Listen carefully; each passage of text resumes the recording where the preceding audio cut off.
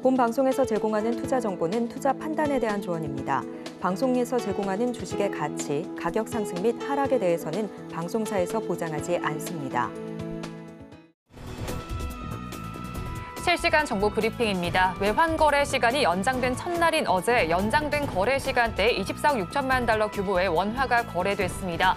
기획재정부와 한국은행에 따르면 외환시장은 특별한 환율 급등락 없이 첫 야간 시간대 거래를 마쳤습니다. 다음 소식입니다. 삼성바이오로직스가 미국 소재 제약사와 역대 최대 규모인 1조 4,637억 원의 위탁 생산 계약을 체결했다고 공시했습니다. 이것은 지난해 전체 수주 금액의 40%를 초과하는 수준입니다. 세 번째 소식입니다. LS전선이 미국 송전망 운영사 LS파워그리드 캘리포니아와 1,000억 원 규모의 해저 케이블 공급 계약을 체결했다고 밝혔습니다. LS전선이 미 서부 지역에 해저 케이블을 공급하는 사례는 이번이 처음입니다. 마지막 소식입니다. APR이 어제 3개년 주주 환원 정책을 발표했습니다.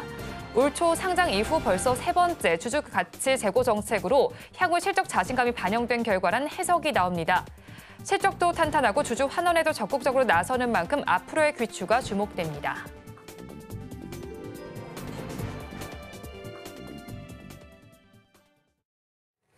시청자 여러분 안녕하세요. 오늘을 돌아보고 내일을 준비하는 오늘장 내일장 2부 진행의 백선혜입니다. 장 마감까지 확실한 승부 전략과 내일장 주목할 섹터까지 제시해드리고 있습니다. 오늘도 저희 방송과 함께 하시면서 성공적인 투자 전략 가득 담아가 보시기 바랍니다. 저희 방송은 유튜브를 통해서도 보실 수 있습니다. 유튜브 검색창에 서울경제TV라고 검색하시면 저희 방송과 함께 하실 수 있으니까요. 많이 참여해 주시기 바랍니다. 그러면 오늘장 내일장 2부 본격적으로 시작합니다.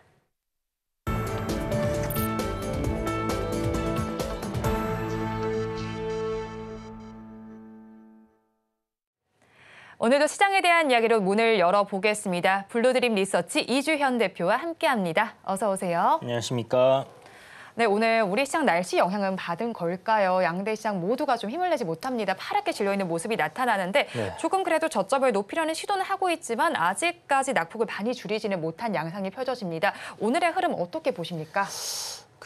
시장이 이제 비가 와서 그런가 모르겠는데 좀 막걸리 한잔 하고 좀 이렇게 매매들을 하시는 건가 하는 생각이 들 정도로 오늘 정말 변동성이 크게 나오는 그런 장입니다. 현재 코스피 같은 경우는 그나마 이제 조정폭이 좀 제한적인 그런 상황인데요. 코스닥 같은 경우는 오늘 뭐 1.4%, 1.7%까지 이제 아까 빠지는 그런 흐름들을 보여줬죠.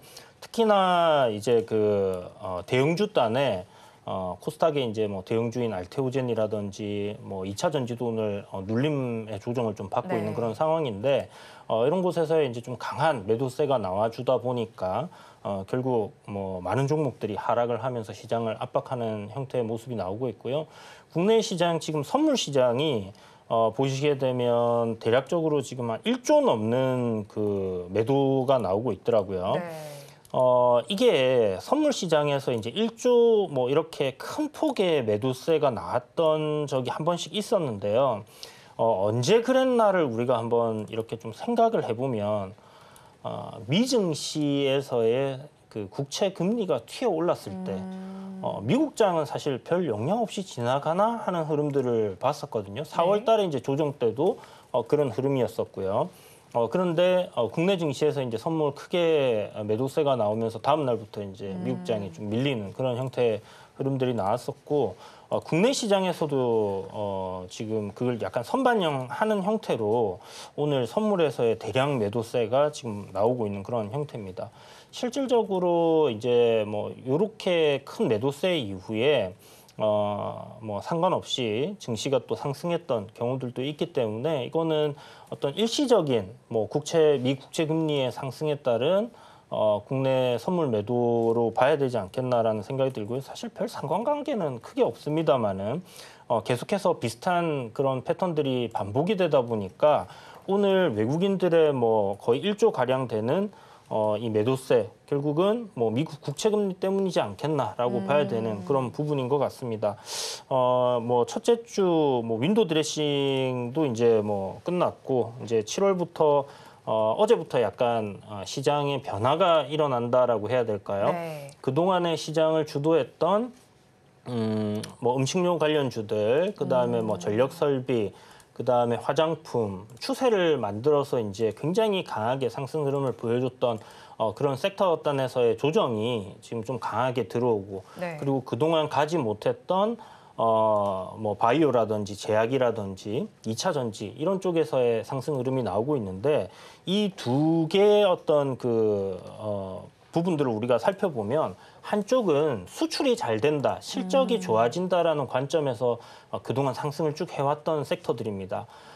그리고 다른 쪽은 성장 섹터라는 관점에서 금리의 압박을 많이 받는, 그래서 네. 금리 인하가 될 때 좋아질 수 있다라는 이야기가 붙으면 상승을 해왔던 그런 섹터들이거든요.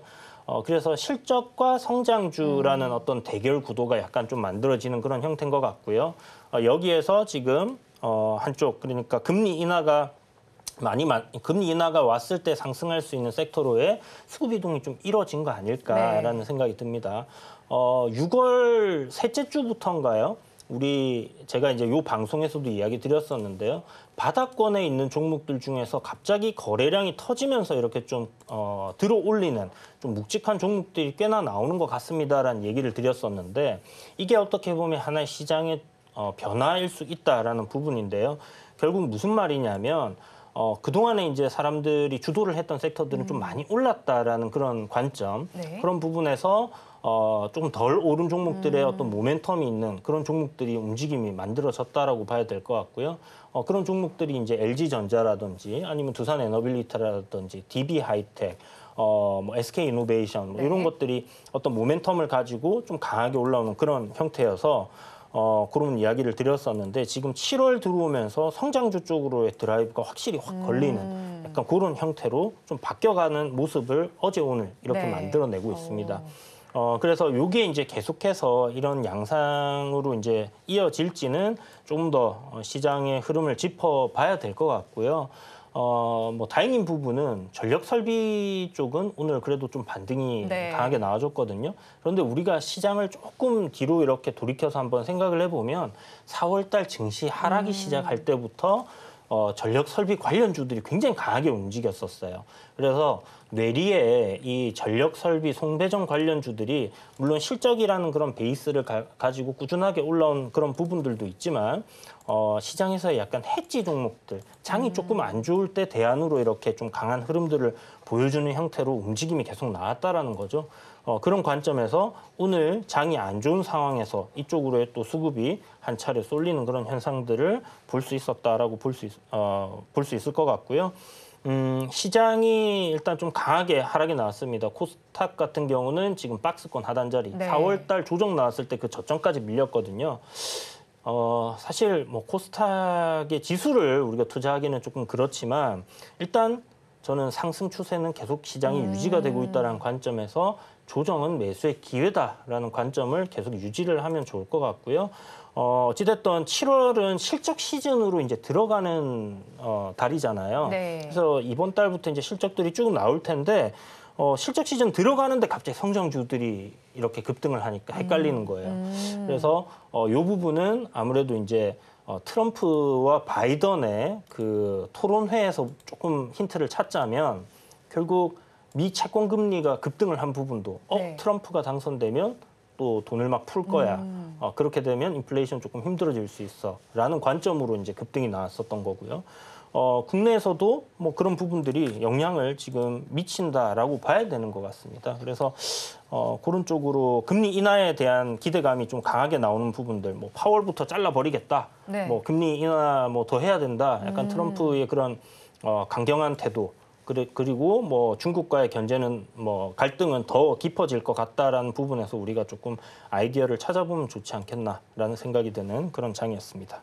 네, 그렇죠. 오늘 시장이 하락은 하고 있지만 그래도 우리는 긍정적인 시각은 유지를 해보셔도 좋겠습니다. 자, 그리고 오늘은 거래대금 상위에 위치한 종목들을 위주로 좀 풀이를 해드리려고 합니다. 자, 그래서 상위권에 위치한 종목을 살펴보니까 오늘 상장한 종목이 가장 먼저 눈에 띕니다. 이노스페이스인데 그런데 이제 공모가를 하회하는 수준으로 지금 거래가 되고 있단 말이에요. 조금 이례적인 양상이 아닌가 싶기도 한데 대표님께서는 어떻게 보십니까? 네, 신규 상장주들 같은 경우에는 실질적으로 최근의 트렌드는 이제 상장 이후에 네. 한번 시세를 주고 아니면 이제 뭐 상장 이후에 조금 시세 주다가 하루 종일 흘러내리는 흐름들이 계속 이어져 왔었거든요. 네.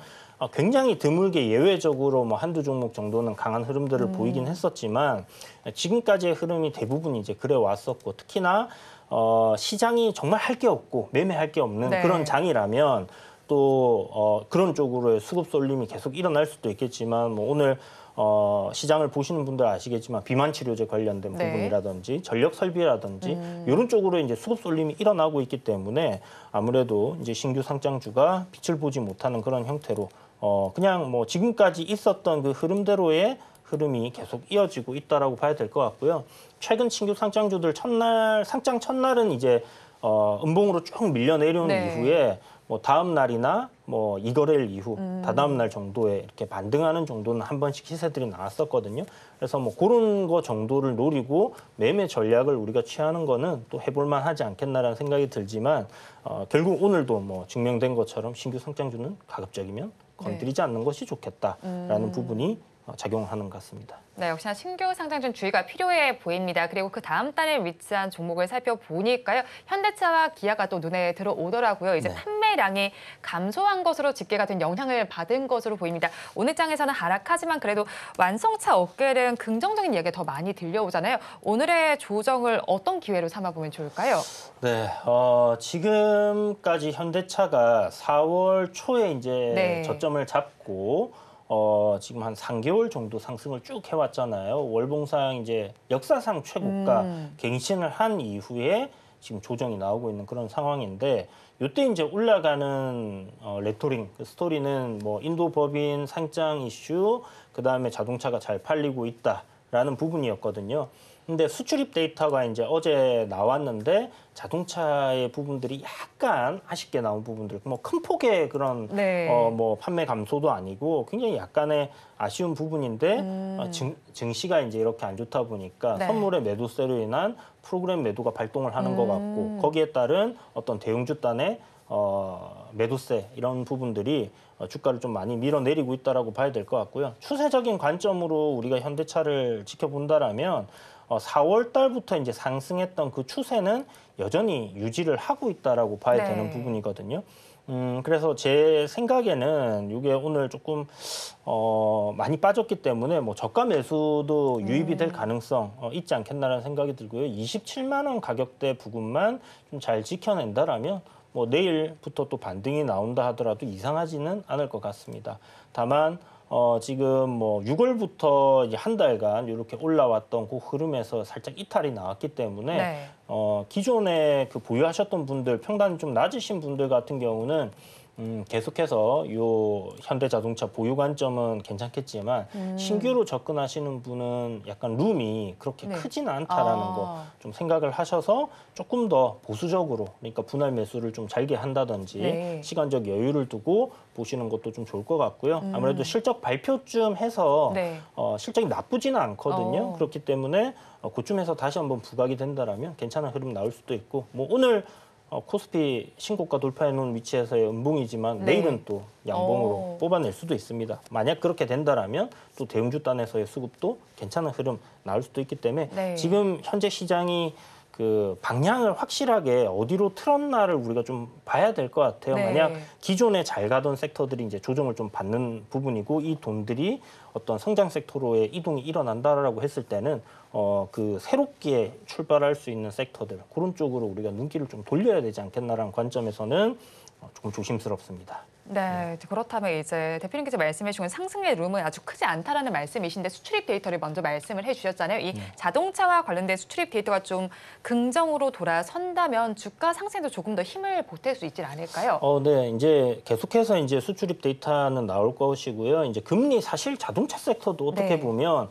굉장히 고가품의 상품이기 때문에 이 금리 고금리에 누가 자동차를 사라는 논리 때문에 이제 한 차례 또 네. 조정을 받았던 부분도 있고 금리가 인하된다라면 뭐 이런 것들의 판매는 굉장히 좀 긍정적으로 우리가 볼 수 있는 그런 부분이거든요. 그렇다면 제 생각에 하락폭은 뭐 그렇게 크지는 않을 것이다. 네. 하락은 제한적일 가능성이 좀 크다라는 생각이 들고 사실 이제 뭐 GM이라든지 포드라든지 이제 글로벌 피어 그룹들을 우리가 놓고 본다라고 했을 때 현대 자동차의 시가총액이 뭐 대단히 오버밸류에 있다 이런 생각은 절대 할 수가 없습니다. 그렇기 때문에 현재 글로벌 3위 업체로 자동차 완성차 메이커로 본다라고 했을 때 추가적인 상승 흐름은 충분히 나올 수 있다. 다만 어떤 시장에 우리나라 시장 어떤 자금이 한정적이잖아요. 그래서 뭐 2차 전지로의 수급이 쏠린다든지 아니면 뭐 제약 바이오 섹터단만 이제 또 수급이 쏠리는 그런 현상들이 일어난다라고 했을 때는 자동차 섹터가 쉽게 이렇게 올라가는 흐름들은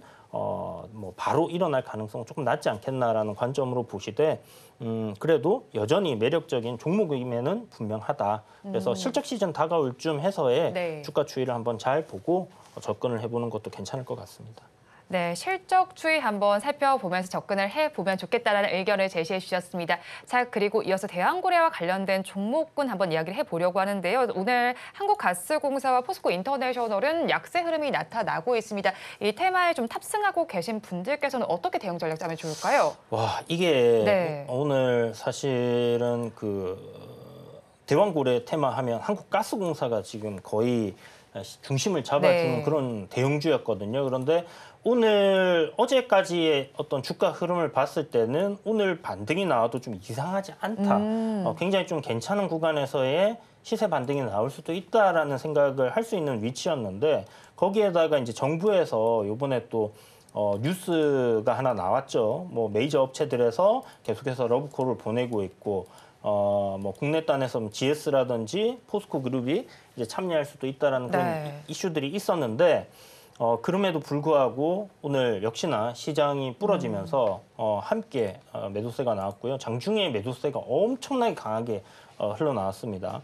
그래서 그 지지를 하고 반등이 나와주는 구간을 이탈을 하면서부터 투매가 좀 쏟아진 그런 흐름들이 만들어졌다라고 봐야 되는데 현재 뭐 가스공사를 기준으로 봤을 때는 이게 이제 투자 경고 지정 뭐 이런 뭐 투자 주의 이런 것들도 위에서 붙었었고요. 스팸 관여 과다 이런 것들도 붙었었기 때문에 최근 뭐 이슈가 터진 이후 5일선을 타고 계속 올라오던 종목이 5일선을 이탈했다는 점에서 오늘 5일선 위로 올라서는 흐름을 조금 기대를 했었는데 그런 흐름들이 안 나왔다라는 부분이죠. 그에 따른 실망 매물도 충분히 지금 나와주고 있는 상황이고요. 여기에서 이제 우리가 생각해야 되는 부분은 이제 지지 라인대가 한 44,400원 정도, 44,500원 정도. 앞에 이제 전고점 저항을 돌파하면서 만들어진 거래 대금이 실린 양봉이기 때문에 그런 시가 자리를 저점으로 만들어 가는지 여부를 지켜보고 충분히 추세가 방향을 이제 위로 잡았다라고 네. 생각이 들 때 공략을 해도 늦지 않을 거예요. 연말까지 이제 계속되는 어떤 이슈일 텐데 중간중간에 이야기들은 나오겠지만 지난번처럼 21일 날 이제 정부에서 뭐 전략 회의를 한다든지 이런 일정이 딱 잡히는 모멘텀이 만들어진다라면 그때는 주가가 다시 한번 상승으로 방향을 돌리겠지만 그렇지 않다라고 했을 때는 제가 봤을 때는 뭐 조정 조금 더 이어질 수도 있다라고 봐야 되는 부분이거든요. 그래서 조금 긴 호흡으로 보시되 이것도 위에서 공략하시기보다는 그냥 저점 확실히 확인하고 그리고 나서 방향을 위로 딱 잡아놓은 상황에서의 접근이 필요하다 이렇게 말씀드릴게요.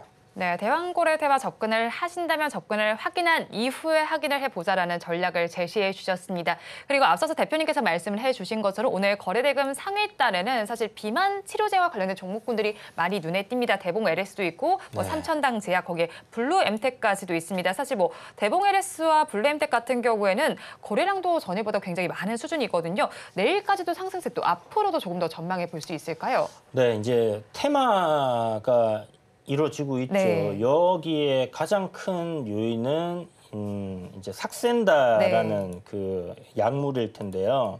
약물이라고 해야 되나요? 노브노디스크의 이제 요 바이오 의약품 네. 삭센다라는 이제 비만 치료제 특허가 이제 올해 만료가 돼요. 네. 이게 만료가 되면 바이오 시밀러 하는 회사들이 비슷한 약품들을 출시를 하면서 이제 경쟁이 이제 심화되겠죠. 근데 이제 국내에 이와 비슷한 물질을 가지고 연구를 계속 해오던 기업들도 지금 주목을 받고 있고요. 좀 전에 말씀하셨던 블루엠텍 같은 경우는 네. 의약품 유통업체거든요. 네. 그래서 아니 왜 의약품 유통업체가 오르지? 제약바이오 섹터가 다 가니까 이제 이것도 오르나 했었는데 찾아보니까 요 삭센다의 유통을 블루엠텍에서 맡고 있고 이런 부분들이 하나의 이제 모멘텀으로 작용을 하는 그런 모습입니다. 그래서 노바티스의 어떤 유통도 이제 맡고 있는데 이 노바티스가 네. 이 삭센다의 바이오시밀러를 준비를 하고 있다라는 부분들 이런 것들이 하나의 모멘텀이 되어서 이제 움직인다라고 보시면 될 것 같은데. 비만 치료제가 오늘 지금 어제도 그렇고 오늘도 네. 그렇고 지금 시장에서 굉장히 강하게 주목을 받고 있는 상황이고요. 하나의 테마로서 지금 뭐 이쪽으로 들어온 종목들의 대금을 다 합친다라면 이게 적은 돈이 아니거든요. 네. 그렇다면 이게 한동안은 또 움직임이 계속 이어질 수도 있겠다라는 관점으로 보셔야 되는데 현재 이쪽에서의 네. 대장주라고 한다라면 지금 주가 신고가 가고 있는 펩트론이 아닐까 네. 이런 생각이 듭니다. 그래서 이 펩트론의 추세 여부에 따라서 네. 이제 관련 종목들이 전반적으로 움직임이 이제 좀 달라질 수 있다라고 봐야 될 것 같고요. 물론 펩트론이 지금 오늘 같은 경우는 지금 현재 시점에서는 한 7% 정도 상승을 하고 있는데 네. 이게 오전에서는 한 2% 3%? 이 정도 움직이는 사이에 대봉 LS라든지 블루엠텍이라든지 인벤티지랩이라든지 이런 종목들이 이제 확 뛰는 그런 흐름들을 보여줬었거든요. 그래서 네. 지금 이 비만 치료제 관련된 종목들이 약간 확장을 하고 있는 테마의 어떤 초입에서 네. 보여주는 그런 흐름들을 보여주고 있기 때문에 이쪽 관련된 종목들은 우리가 종목마다 조금씩 스토리가 다르거든요. 네네. 그러니까 뭐 유통을 하는 업체 뭐 이래서 수혜를 받는다. 뭐 이쪽은 그 대봉 LS 같은 경우는 이제 뭐 노보노디스크 요거 이제 만료되게 되면 이 기업 같은 경우는 이제 이 비슷한 물질을 가지고 이제 뭐 특허를 내고 뭐 이랬던 부분들, 국책 과제를 했던 부분들 이런 것들이 이제 그 주목을 받고 있는 그런 상황이고요. 네. 뭐 인벤티지랩 같은 경우는 어제 이제 상한가 들어갔다가 오늘 네. 또 시세를 한번 줬는데 이게 또 뭐 기술 수출이라든지 네. 이런 부분들이 다 엮여가지고 시세를 내고 있는 부분이라서 그런 것들을 한번 잘 생각해 보셔야 될 것 같고 삼천당 제약 역시 네. 지금 마찬가지로 그런 이슈거든요.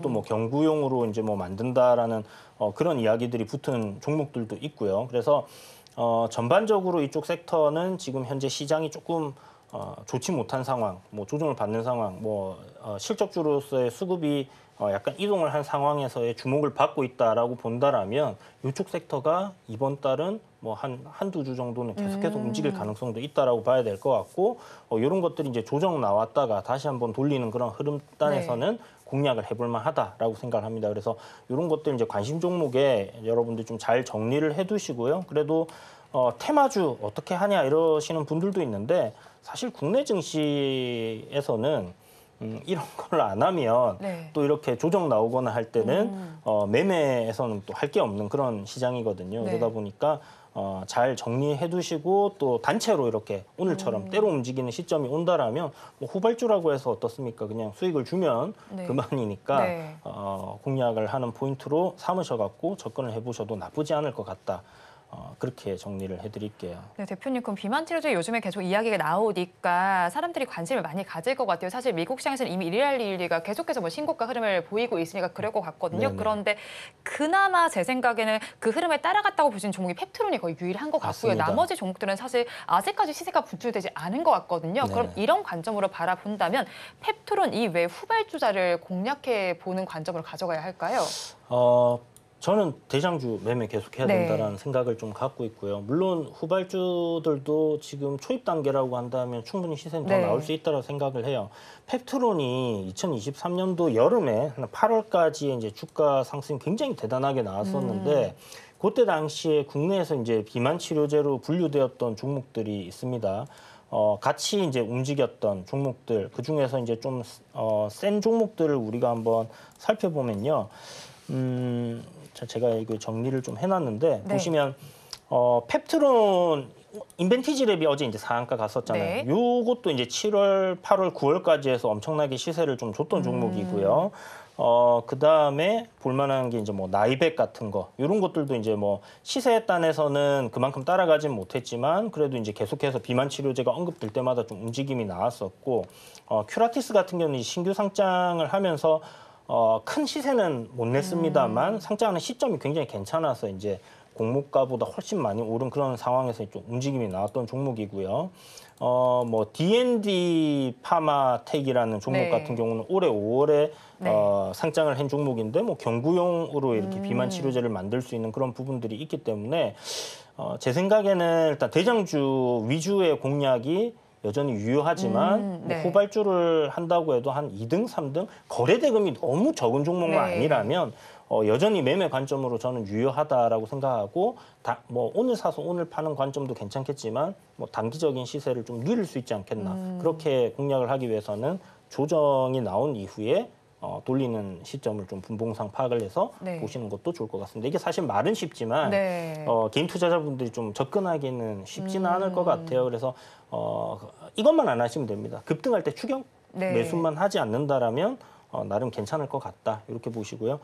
그다음에 이제 우리가 화장품 섹터의 대장이 실리콘투였잖아요. 네. 실리콘투가 최근 며칠 박스권을 흐르다가 지금 추세를 깨고 밀렸단 말이죠. 그러면서 화장품 섹터들도 다 같이 이제 좀 조정을 받는 흐름을 보여줬고, 그리고 식음료 관련 섹터에서도 삼양식품, 불닭볶음면이 일단 K푸드라는 그 큰 카테고리에서 대장이었기 때문에 요게 이제 또 꺾이는 흐름이 나오면서 음식료 섹터들도 지금 좋지 않거든요. 네. 그렇다면 만약 펩트론이 현재 대장이라면 이 종목이 꺾이는 그림이 나온다. 네. 그때는 우리 요쪽 섹터 비만 치료제 관련해서는 이제 조정 들어갈 수 있겠구나라고 생각을 해서 가급적이면 건드리지 않는 게 좋을 것 같고요. 여기 내에서도 뭐 완전히 좀 거래 대금이 뭐 2억, 3억 뭐 이렇게 나오는 종목들이 있습니다. 네. 이런 거는 이거 뭐 비만 치료제 관련주니까 하고 접근하시면 제가 봤을 때는 올라갈 때는 같이 못 올라가고 내려갈 네. 때는 같이 빠질 수 있는 그런 형태가 될 수 있기 때문에 좀 주의를 하시면서 지금 거래 대금이 그래도 한 1,000억 이상 나온 종목들 네. 내에서의 매매 관점으로 접근해 보시면 좋을 것 같아요. 네, 비만 치료제 관련해서 살펴보신다면 거래 대금이 1,000억 원 이상 나오고 또 너무 급등에만 따라가지 않으면 좋겠다라는 의견까지 제시해 주셨습니다. 비만 치료제도 사실은 제약 바이오주 중에 하나인데 오늘 제약 바이오주 흐름이 그다지 나쁘지 않은 것 같아요. 특히나 삼성 바이오로직스 급등을 하고 있습니다. 네. 7%대 급등 양상의 거래량도 터지고 있는데 수주 소식이 들어와 있더라고요. 네, 삼성 바이오로직스 이 무거운 종목이 네. 지금 오늘 7% 급등을 하고 있는 상황인데요. 그동안에 우리가 이제 바이오 섹터 최근 이제 좀 좋은 흐름들을 보이는 몇몇 종목들이 있었지 네. 않습니까? 뭐 알테오젠이라든지 삼천당 제약이라든지 리가캠이라든지 이제 HLB도 이제 한동안 좀 좋은 흐름들을 보였었고요. 그 흐름들이 나올 때 그 생물보안법 이야기가 나오면서 이 바이오 CMO, CDMO 하는 그런 종목들이 좀 부각을 받았어요. 바이넥스라든지 뭐 ST팜이라든지 삼성 바이오로직스가 이제 국내에서 좀 수혜를 받을 수 있다 이런 얘기들이 나왔었는데 삼성 바이오로직스 같은 경우는 이제 글로벌 뭐 1, 2위 하는 그 위탁 생산 업체이기 때문에 네. 만약 중국에서의 위탁 생산이 이제 막히게 된다라고 했을 때는 대안은 결국 뭐 국내 이런 대형 기업들이 가져갈 수 있다라고 봐야 된다라는 이야기들 여러분들 많이 들어보셨을 거고 오늘 이제 그 결과가 약간 좀 나왔다라고 봐야 될까요? 네. 미국 소재 이제 제약사랑 1조 뭐 4천억 굉장히 큰 돈이죠. 요 CMO 계약을 이제 체결했다. 그러니까 우리가 이제 예상했던 부분이 현실로 다가오는 그런 숫자가 딱 나왔기 때문에 이제부터는 시작이구나라고 생각을 하고 좀 주가가 튀어오른다라고 볼 수 있을 것 같고요. 이게 이제 트럼프 대통령이 당선이 되면 네. 지금 뭐 바이든 대통령도 중국과의 각을 지는 뭐 그런 형태는 계속 이어지고 있지만 좀 빠꾸 없이 그 이런 빠꾸라는 말이 방송용어인지는 모르겠지만 굉장히 강경한 그 네. 스탠스를 취하는 트럼프지 않습니까? 그렇기 때문에 이제 중국과의 어떤 갈등 이런 것들 더 심화될 수 있다라고 본다라면 이 CMO 시장에서는 지금 중국이 만들고 있는 어떤 의약품이라든지 이런 부분들 대체를 해서 이렇게 옮겨가는데 한 8년 정도 걸릴 거야라는 이야기가 있었거든요. 네. 그게 조금 더 빨라질 수도 있지 않겠나라는 생각이 들고요.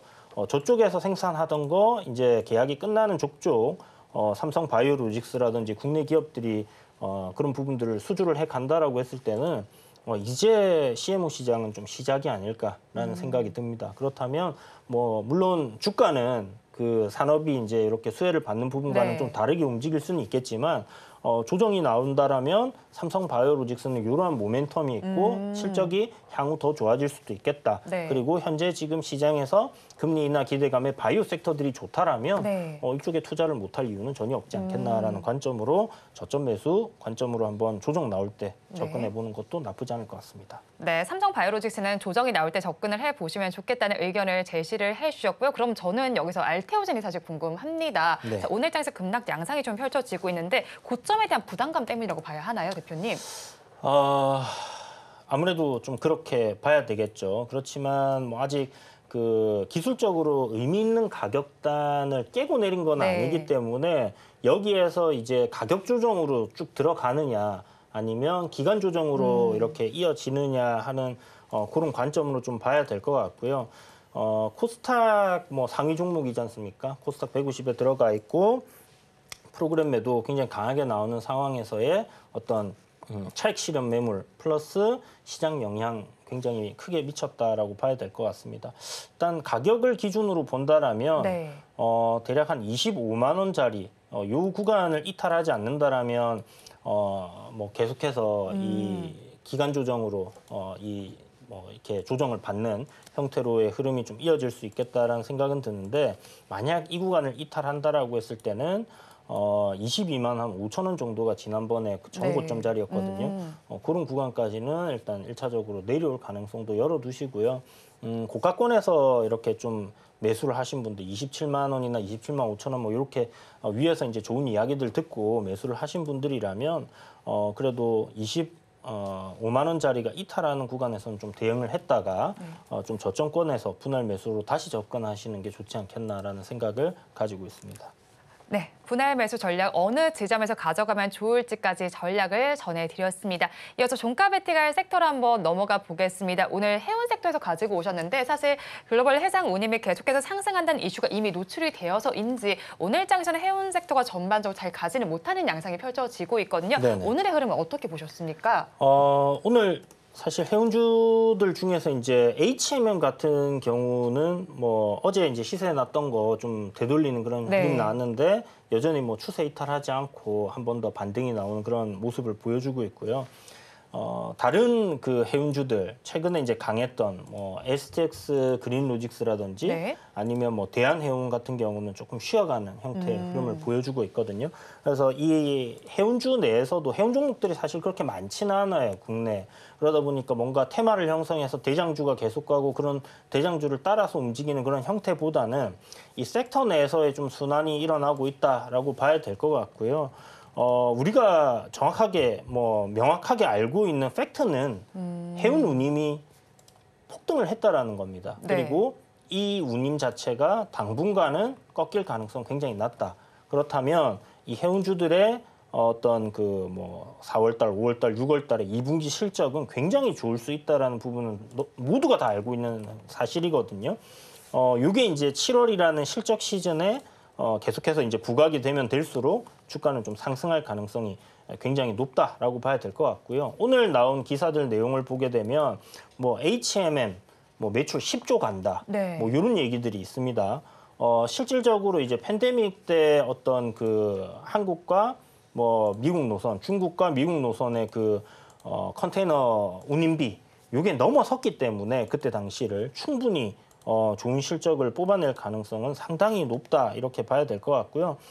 지금 현재 시장에서 약간 이쪽이 가나 저쪽이 가나 약간 애매모호한 그런 스탠스로 우리가 시장의 추이를 갖다가 좀 눈치를 봐야 되는 그런 시점이라고 한다라면 결국은 무언가 확실한 어떤 모멘텀이 있는 쪽을 공략해 보는 게 좋지 않겠냐라는 관점에서 해운주들이 그런 모멘텀이 있는 상황에서 주가가 하방으로 크게 밀릴 가능성은 좀 제한적이지 않겠나 이렇게 봐야 될 것 같습니다. 그래서 뭐 HMM 뭐 오늘 뭐 괜찮은 흐름 좀 이어가고 있고 앞단에 어떤 매물대를 좀 소화해야 되는 그런 과제는 남아 있지만 7월이라는 어떤 실적 시즌 모멘텀 그리고 운임지수가 지난번에도 한번 설명드렸다시피 매주 금요일마다 SCFI가 발표를 네. 하거든요. 이제 상하이 운임지수죠. 그다음에 KCCI 한국 운임지수인데 이게 이제 매주 월요일 날 나옵니다. 그러면 이제 주 말로 갈수록 이러한 기대감들, 운임이 더 올라가지 않았을까라는 그런 기대감들로 주가는 추가적인 상승이 가능하지 않겠나 이렇게 보시면 좋을 것 같고요. 뭐 오늘 나온 뉴스 중에 하나 보니까 HMM이 탄소 포집 재활용 선박 실증에 돌입했다라는 얘기가 있습니다. 네. 그래서 이제 이 선박에서 나오는 이산화탄소를 포집해서 액화시키고 요거를 이제 저장을 하는 네. 뭐 그런 뭐 설비를 갖다가 이제 이렇게 배에다가 장착하게 되는 거를 얘기하는 것 같은데요. 사실 이제 그 친환경 에너지를 사용해야 된다라는 이야기가 있잖아요. 그 IMO에서 이제 그 지금 기존에 우리 벙커 C를 태우면서 다니는 선박들에서 나오는 이산화탄소 포집이 아니라 이런 것들 대체하기 위해서 뭐 LNG를 사용한다든지 아니면 뭐 암모니아를 사용한다든지 이런 얘기가 있는데 암모니아 같은 경우는 굉장히 선박의 가격이 비싸질 수가 있습니다. 네. 왜냐하면 이제 부식을 일으키는 어떤 형태로 가게 됐을 때는 이제 문제가 굉장히 크기 때문에 그쪽으로는 기술 개발이 계속 이루어지고 있지만 어떻게 될지 지금 좀 지켜봐야 되는 그런 상황이고요.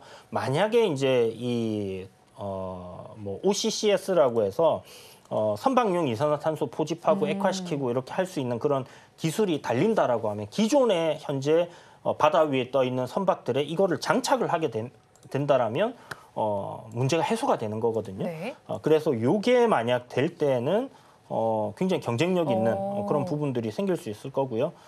그런 관점으로 봤을 때 뭐 나쁘지 않다. 네. 이게 뭐 좋은 호재다라고 또 생각을 할 수 있는 부분이겠죠. 그래서 이런 저런 모멘텀이 지금 붙어 있는 그리고 확실하게 이제 숫자가 좋아질 수 있는 쪽으로 우리가 단기적으로 본다라면 HMM이나 아니면 다른 해운사들도 괜찮은데 그 중에 이제 컨테이너 선박이 가장 네. 많지 않습니까? 네. 그래서 컨테이너 운임지수가 지금 다른 운임지수에 비해서 아웃퍼폼을 하고 있는 그런 상황이기 때문에 실적에서는 가장 수혜를 좀 볼 수 있는 해운사가 HMM이다 보고 접근을 하시면 될 것 같습니다.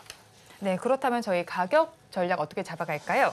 네, 가격 전략 뭐 종가 매수가 유효할 것 같고요. 일단 그 손절가는 뭐 저는 이제 아래로 사면 살수록 더 괜찮다라는 생각은 가지고 있지만 어찌됐든 일단 뭐 명확하게 또 리스크 관리를 해야 되니까 18,600원 정도의 손절가를 잡으시고 위로는 앞에 이제 정고점 자리가 뭐 23,000원대 저항 자리가 있거든요. 네. 요 구간도 저는 뭐 넘어설 가능성, 실적이 이제 굉장히 잘 나오게 된다라면 그리고 운임이 한동안 뭐 계속해서 유지가 되는 그런 형태로 간다라고 했을 때는 넘어설 거라고 생각을 하는데 일단은 뭐 그 정도 우리가 목표가를 잡고 간다라면 업사이드가 한 15%, 16% 정도 되고요. 손절은 대략 한 5에서 6% 정도 되기 때문에 뭐 남는 장사 아닐까 이렇게 생각을 하고 있습니다. 네, 종가 베팅할 종목 HMM에 대한 전략까지 들어봤습니다. 자, 그리고 오늘 이런 시장 속에서도 상한가를 기록하고 있는 종목이 있어서 살펴봐야겠습니다. 휴림 네트워크스인데 전환사채 발행 소식이 들어왔습니다. 최근 들어서 한 5거래 정도 급등 양상이 펼쳐졌던 종목이거든요. 네. 어떻게 체크를 해볼까요? 이게 네. 이제 사실 저는 역배열에서 이렇게 올라오는 종목들 굉장히 좀 네. 좋아하지는 않는데요. 어쨌든 지금 현재 시장 자체가 이제 뭐 바닥권에서 이제 튀어 올라오는 거 성장주들, 뭐 시총 작은 개별주 단 이게 돈 없이 이제 올릴 수 있는 종목들이 오르는 그런 약간 장세라고 본다라면 뭐 이런 것들이 움직이는 게 좀 이상하지는 않겠죠. 현재 뭐 시가총액이 415억짜리입니다. 그런데 전환사채 12 발행이 이제 400억짜리 규모를 발행을 했거든요. 한마디로 시가총액보다 더 큰 어떤 자금이 들어온다라고 본다라면 장기적으로는 어떤 전환사채 발행은 주가 희석 이제 주식에 시장의 희석 문제 때문에 주식 수가 늘어나는 거기 때문에 좋지는 않을 수 있겠지만 단기적으로 이렇게 이제 자금이 필요한 기업들, 성장을 해야 되는 작은 회사들 같은 경우는 큰 돈이 들어올 때는 이런 식으로 어떤 큰 모멘텀으로 작용을 할 수가 있습니다. 그래서 그런 관점으로 봤을 때는 뭐 휴림 네트워크스가 어제 이어서 오늘 상한가 가는 흐름들은 충분히 납득할 만한 부분이 아닐까라는 생각이 들고요. 다만 굉장히 좀 매매하기 까다롭거든요. 네. 그래서 이런 거는 정말 좀 매매 괜찮게 하실 수 있다. 상따에 대한 어떤 대응을 잘 하실 수 있는 분들은 좀 하셔도 좋을 것 같고요. 앞전에 이제 제가 종목 이름이 생각이 안 나는데 네. 이 시총이 1,000억 미만짜리가 전환사채를 거의 그 시가총액만큼 발행을 하면서 또 네. 급등을 한참 했던 종목이 있습니다. 그런 것들도 있기 때문에 그런 어떤 스터디가 되어 있잖아요. 시장에서 저런 이슈 때문에 저 종목이 저렇게 크게 갔구나라는 걸 사람들이 알고 있기 때문에 휴림 네트워크스도 충분히 추가적인 상승은 더 나올 가능성도 열어놓고 보시면 좋을 것 같습니다. 네, 휴림 네트워크스에 대한 전략까지 한번 저희가 들어봤습니다. 우리 시장 여전히 약세 흐름을 가져가고 있는 모습이 나타나고 있고요. 자, 그 안에서도 지금 대체로 종목은 약세 흐름이 나타나고 있습니다. 자, 그런 가운데 이어서 한번 저희는 AI 전력 공조 쪽도 한번 이야기를 한번 해보도록 하겠습니다. 네, 지금 그리고 저희는 마감 먼저 해보고 이어서 이야기해 보겠습니다. 저희 마감 동시효과 구간 지나면서도 우리 양대 시장은 하락 양상 펼쳐지고 있고요. 코스닥 시장에서는 2%대 약세 흐름이 나타나고 있습니다. 역시나 외국인과 기관은 파는 양상이 펼쳐지고 있습니다. 자, 환율 역시 4원 넘게 오르고 있는 양상이 펼쳐지고 있고요. 양대 시장에서는 하락하는 종목 수가 더 많이 나타납니다. 마감 동시효과 구간 함께 하셨습니다.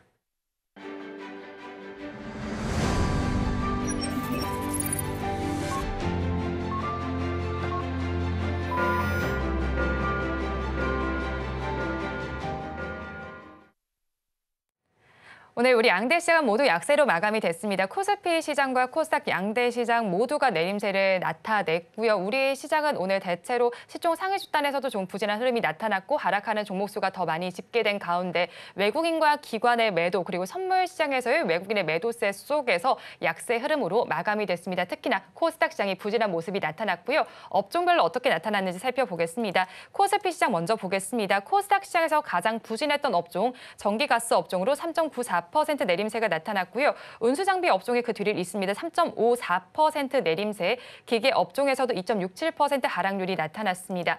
코스닥 시장으로 넘어가서 살펴보겠습니다. 코스닥 시장에서는 대체로 하락세가 나타났습니다. 기타 서비스 업종에서 3.08%의 내림세가 나타났고요. 운송장비 부품 업종이 그 뒤를 잇습니다. 2.6%대 내림세가 나타났습니다. 의료 정밀기기 업종에서도 좋지 못한 움직임이 관찰이 됐습니다. 오늘 시장 일단 마감을 했는데 마감 상부터 한번 돌아볼까요, 대표님? 네, 전반적으로 지금 하락 종목이 훨씬 더 많은 그런 상황. 네. 근데 이제 상승할 때도 보면 하락 종목 수가 좀 더 많았었거든요. 그러니까 가는 종목들만 계속 가고 어떤 소외되어 있던 종목들은 계속 소외되어 있는 그런 상황들이 좀 계속 이어졌다라고 봐야 될 것 같고요. 추세적인 상승을 보이는 종목들만 아무래도 국내 이 투자자분들께서 워낙에 각종 미디어를 통해서 이 스터디가 이제 또 잘 되어 있으시다 보니까 실적이 받쳐주는 종목들이거나 아니면 어떤 모멘텀이 확실하게 잡힌 그런 종목들이 상승 추세에 놓였을 때 조금 더 강하게 가는 그런 흐름들이 계속 이어져 왔었거든요. 그런 관점으로 본다라면 이게 오늘 시장이 하락했기 때문에 하락 종목이 더 많다라고 보기보다는 지금 이거는 국내 증시 코스닥이 지금 최근 거래 대금이 계속해서 줄어들고 있어요. 이런 돈이 적은 돈으로 움직여야 되는 시장 안에서의 하나의 트렌드로 자리 잡을 가능성이 굉장히 높다라고 보시면 좋을 것 같습니다. 그래서 이 흐름은 좀 더 이어질 가능성 높다라고 봐야 될 것 같고요. 다만 오늘 그 외국인들이 한 1조 가량의 선물 시장 매도가 나왔던 부분들을 네. 내일부터 어떤 식으로 이제 다시 채워갈지 아니면 추가적인 매도세가 이어질지에 따라서 시장의 방향이 좀 갈릴 것 같고요. 국내 증시가 한 2거래일 정도 약간 선반영하는 흐름, 네. 미증시 선반영하는 흐름들을 좀 보여주기 때문에 오늘 밤 미증시가 과연 하락이 나올지 요거 한번 유심히 봐야 될 것 같습니다. 그래서 만약 하락 나온다면 여기 또 신고가 갱신해놓고 또 조정받는 그런 흐름들이 될 수 있을 것 같고요. 그게 아니라 어느 정도 버티는 흐름이라든지 상승하는 흐름으로 나온다 했을 때 내일 국내 증시 한번 반등 노려볼 만하지 않겠나 이렇게 보고 있습니다. 네, 앞으로 우리 증시, 내일은 우리 증시가 반등 흐름 한번 노려볼 만하다라고 정리를 해주셨고요. 그리고 최근에 토론회가 있었습니다. 여기에서는 사실 트럼프 전 대통령이 좀 더 우세한 흐름이 나타났어요. 그런 만큼 관련해서 수혜주는 어떤 것들이 있을까요? 최근에 이제 어제 오늘 보면 일진석재라는 종목이 굉장히 급등을 하더라고요. 그래서 이게 왜 가나 하고 봤더니 뭐 트럼프 관련주 이런 이야기들이 있던데 사실 왜 트럼프 관련주인지는 네. 이유를 아무리 찾아봐도 모르겠더라고요. 그런데 이제 시장에서는 지금 극명하게 트럼프 관련주와 바이든 관련주 이렇게 나뉘어 있는 그런 상황이고요. 이 토론회 하는 거 보신 분들 다 아실 거예요. 바이든 대통령 같은 경우는 2019년도, 2020년도에 이렇게 그 선거 출마하기 위해서 막 연설을 했던 장면과 지금 2024년도 연설했던 장면들 유튜브에 막 두 개를 겹쳐가지고 이렇게 보여주거든요. 너무나 극명하게 많이 바뀌어 있는 그런 상황입니다. 그래서 그런 부분에서 이제 사람들이 트럼프가 우세하다라는 관점으로 이제 보는 것 같고 신재생 에너지 쪽이 아무래도 바이든 쪽에서 밀고 있던 쪽이다 보니까 태양광 쪽 지금 많이 박살나고 있는 상황이고요. 국내 증시만 그런 게 아니라 뭐 미국 쪽에서도 그런 흐름들이 계속 이어지고 있는 상황인데 여기에서 이제 트럼프 대통령이 그 재선에 성공하지 못하면서 이제 밀려났지만 그 팬데믹 터지기 전에 추진하고 있었던 것이 이제 인프라 투자 관련된 부분이었거든요. 네. 요거는 어떻게 보면 그 바이든 대통령과 트럼프 대통령 어떤 공통 분모로 들어가는 부분이기 때문에 크게 피해를 보지는 않을 거다라는 생각이 들고요. 일단 중국에 대한 규제를 더 강화하면서 국내가 좀 더 수혜를 볼 수 있는 부분들은 무엇이 있을까라는 부분에서 조금 접근을 해봐도 좋을 것 같은데 근데 이거는 어디까지나 시장에 좀 마이너한 부분으로 들어가는 것 같습니다. 그래서 하나의 좀 사이드적인 투자 아이디어로 접근은 가능하겠지만 아직까지는 극명하게 이쪽에서의 어떤 추세를 만들어 놓은 그런 상황은 나오지 않고 있기 때문에 트럼프와 바이든 대통령 미국 대선을 보고 투자를 하는 부분들은 조금 조심해서 접근하는 게 좋을 것 같아요. 네, 미국 대선과 관련해서 접근하는 것 조금 조심해서 접근을 하자라는 전략을 제시해 주셨고요. 이제 사실 트럼프 전 대통령이 방위비 분담을 언급하게 되면서 우리 방산주들은 어떤 영향을 받게 될까 하는 생각도 하게 되는 것 같습니다. 근데 또 공교롭게도 LIC 넥스원 관련해서는 좋지 못한 리포트가 나오면서 급락 양상이 펼쳐지기도 했습니다. 방산주들 어떻게 바라봐야 할까요? 일단 방산주들 전체적으로 봤을 때 밸류적으로는 지금은 조금 목전에 차 있긴 해요. 이제 2026년도에 포드 실적을 놓고 봤을 때는 이거 이제는 조금 업사이드가 이제 뭐 적거나 아니면 좀 너무 많이 올라왔다라는 그런 이야기들이 있었거든요. 그런데 오늘 그 리포트에서 이제 매수 의견에서 보유 의견으로 하향 조정이 되었습니다. 네. 이거는 국내에 나오는 리포트에서는 거의 뭐 매도 의견이라고 봐야 되는 부분이거든요. 그래서 매도 의견이 잘 안 나오잖아요. 에코프로 말고는 거의 뭐 보고서 나오는 것들 중에서 매도 사인을 주는 경우는 거의 없는데 이렇게 이제 매수 의견에서 보유 의견이라든지 매수 의견은 유지하지만 이제 그 목표가를 하향한다든지 이런 것들은 매도 사인으로 이제 봐야 되는 부분이기 때문에 오늘 시장이 좋지 않은 상황에서 이제 그런 내용들 때문에 조정이 나왔다라고 보시면 될 것 같고요. 그러나 만약 바이든이 이제 바이든 쪽으로 많이 기울다라고 했을 때는 방산 섹터는 저는 부각이 충분히 더 될 가능성이 높다라고 생각을 하고 있고요. 실질적으로 LIG 넥스원의 2분기 실적은 썩 나쁘지 않을 겁니다. 네. 1분기에 반영되지 않았던 것들이 2분기에 이제 방산주들은 대부분 반영이 될 거기 때문에 여기에서 어느 정도의 반등은 한번 노려볼 수 있지 않겠나라는 생각을 가지고 있고요. LIG 넥스원만 놓고 본다라고 했을 때는 지금 7월 달에 림팩이라고 해서 네. 그 미국을 중심으로 한 이 연합군들의 그 해상 훈련이 있거든요.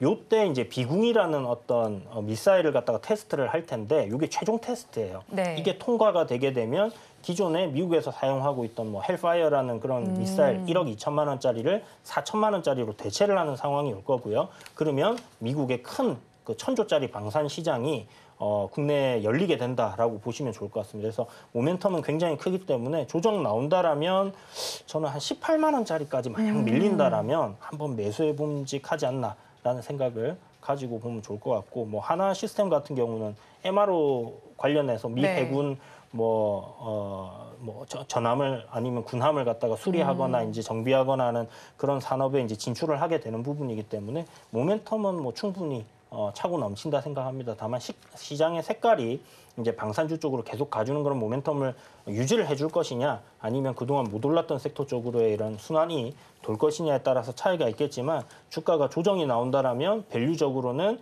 부담 없는 선이 또 도래를 하는 거기 때문에 매수 관점으로 우리가 접근은 충분히 해볼 수 있지 않겠나, 이렇게 보고 있습니다. 네, 오늘 말씀 여기까지 듣겠습니다. 지금까지 블루드림 리서치 이주현 대표와 함께했습니다. 고맙습니다. 네, 감사합니다. 오늘장 내일장 2부에서 전해드린 내용 정리해서 보여드리겠습니다. 화면으로 확인해 보시죠. 오늘장 내일장 2부의 핵심입니다. HMM 종가 베팅할 종목으로 가지고 오셨는데요. 해상운임 강세 속에서 실적 기대가 고조되고 있습니다. 목표 주가는 23,000원, 손절 라인 18,600원입니다. 다음으로는 증시8 오늘의 승부주에서 언급해드린 종목 브리핑 해드리겠습니다. 먼저 유창희 대표의 승부주 파크 시스템스입니다. 글로벌 원자 협력의 1위 기업이고요. 비접촉식 모드와 유연 힌지 가이드 스캔 시스템 등을 세계 최고 기술력으로 가지고 있습니다. 다음으로 김성규 전문가의 승부주 티웨이 항공입니다. 엔데믹에 접어들면서 이전 적자가 회복되고 있는 상황입니다. 대명 소노그룹의 지분 인수 가능성에 주가가 급등세를 보였습니다. 이어서 오늘 하루 동안의 수익률 살펴보겠습니다. 파크 시스템스 먼저 살펴보겠습니다. 18만 8,500원에 매수를 했고요. 오늘 고가 기준 18만 9,400원으로 하루 동안 0.48%의 수익률이 나타났습니다. 다음으로 김성규 전문가의 티웨이 항공 살펴보겠습니다. 매수한 가격이 2,945원이고요. 오늘 고가 기준 3,010원으로 하루 동안 2.21%의 수익률이 나타났습니다. 언급해드린 종목들은 내일 아침 증시8 오늘의 승부주에서 자세하게 리뷰를 해드리니까요. 많이 시청해 주시기 바랍니다. 본 방송에서 제공하는 정보는 투자 판단에 대한 조언일 뿐 해당 주식의 가치와 수익률을 보장하지는 않습니다. 오늘장 내일장 2부에서 준비한 순서는 여기까지입니다. 저희는 내일 이 시간도 여러분과 함께하겠습니다. 오늘도 시청해 주신 여러분 고맙습니다.